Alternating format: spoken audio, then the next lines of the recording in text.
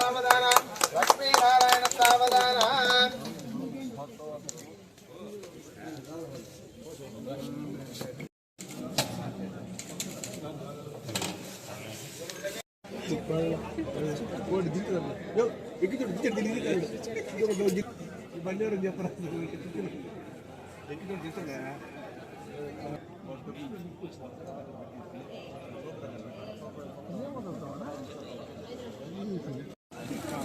చూడాలమ్మా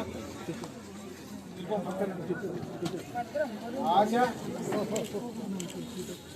పశుపతి తిరుపతమ్మ పశుపతి నాగేశ్వరమ్మ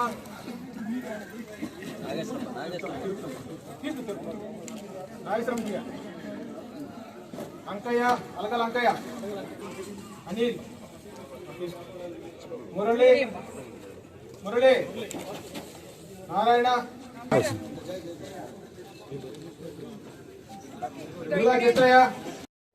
ఈరోజు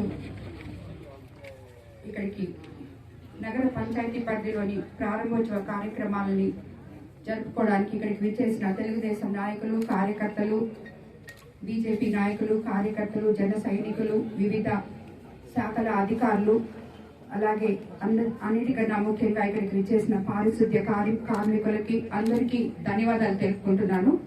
ఈరోజు ఈ నగర పంచాయతీలో కొన్ని ప్రారంభోత్సవాలు చేయడం జరిగింది. జేసీబీ ఒకటి, సెప్టిక్ ట్యాంక్ క్లీనర్ ఒకటి, ఫాగింగ్ మిషన్, అదేవిధంగా సచివాలయం కూడా ప్రారంభం చేయడం జరిగింది.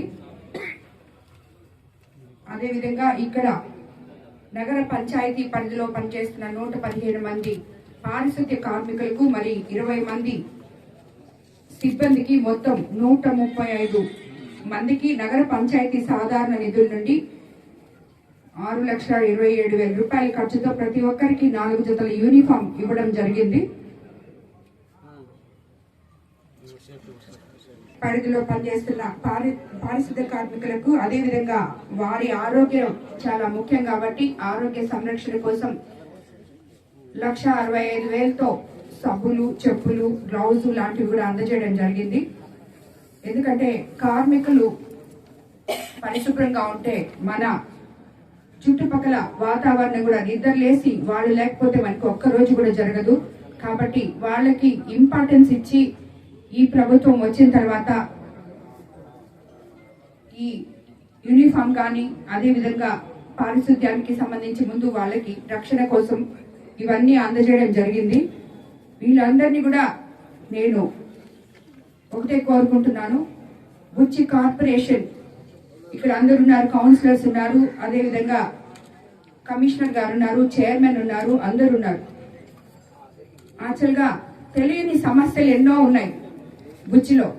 ఇవన్నీ మనం లోపల 4 గోడల మధ్యలో కూర్చొని కౌన్సిల్లో మాట్లాడుకొని ఓకే ఓకే అనుకొని వెళ్ళిపోతున్నాం.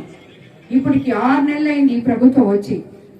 ఇందులో అటు వైఎస్ఆర్సీపీ కౌన్సిలర్లు ఉన్నారు, ఇటు తెలుగుదేశం కౌన్సిలర్లు ఉన్నారు, అదేవిధంగా చైర్మన్ ఉన్నారు, కమిషనర్ గారు ఉన్నారు. కానీ నాకైతే ఈ 6 నెలల్లో ప్రజలు ఎటువంటి సమస్యలు అనుభవిస్తున్నారో దాంట్లో 5% కూడా ఎవరు కంప్లీట్ చేయలేదని చెప్పి నా దృష్టికి రావడం జరిగింది. ఎంతో మంది దీని గురించి ఆరోపించున్నారు. ఈ రోజు కూడా కౌన్సిల్ మీటింగ్ జరగబోతుంది. మేబీ అజెండా ఉంది, అన్ని ఉన్నాయి. కానీ కౌన్సిల్ మీటింగ్ అయిపోయిన తర్వాత ఎంతమంది కౌన్సిలర్లు మామూలు మనుషుల కోసం వాళ్ళు ఇన్ఫ్రాస్ట్రక్చర్ నార్మల్ కాలువల్లో సిల్ట్ తీయడం అయితేనేమి, ఫాగింగ్ అయితేనేమి, అదేవిధంగా వర్షం వస్తే నీళ్లు పొంగి పొర్లుతున్నాయి, ఇలాంటివన్నీ కూడా వాటి మీద దృష్టి పెట్టాలని చెప్పి నేను కోరుకుంటున్నాను. అదేవిధంగా కమిషనర్ గారికి కూడా నేను చెప్తున్నాను, ఎక్కడ కూడా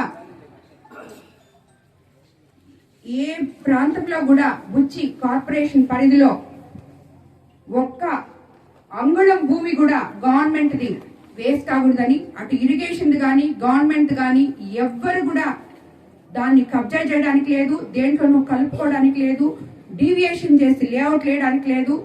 దీనికి నేను స్ట్రిక్ట్ గా మరోసారి పత్రికాముఖంగా కమిషనర్ గారికి చెప్తున్నాను, అదేవిధంగా ఎంఆర్ఓ గారికి ప్లస్ ఇరిగేషన్ అధికారులకు కూడా చెప్తున్నాను, తగు జాగ్రత్తలు తగు చర్యలు తీసుకోవాలని చెప్పి యాజ్ పర్ నామ్స్ ఏదైతే ఉందో దాన్నే ఆమోదించాలని చెప్పి మీకు ప్రత్యేకంగా చెప్తున్నాను. ఇక్కడ చాలా మంది నాకు కంప్లైంట్ చేయడం జరిగింది. నేనైతే ఎవరిని ఏ పార్టీ ఆ పార్టీ ఈ పార్టీ అని లేదు, ప్రభుత్వ భూమి ఒక ఇంచున్న ప్రభుత్వ భూమి అంటే ఇరిగేషన్ కానీ ఏదైనా కానీ అది ప్రభుత్వానికి సంబంధించింది, ఏదున్నా కూడా నేను ఒప్పుకోను, ఇప్పుడే మీకు చెప్తున్నాను. కాబట్టి దాన్ని కూడా తగు చర్యలు తీసుకోండి.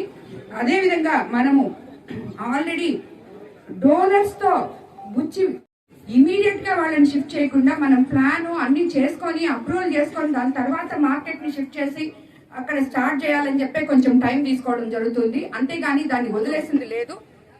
అదేవిధంగా ఈ పందుల వాళ్ళని ఏమంటారు కానీ వాళ్ళకి పునరావాస కేంద్రం కూడా మేము ఏర్పాటు చేయాల్సిన ఇది ఉంది.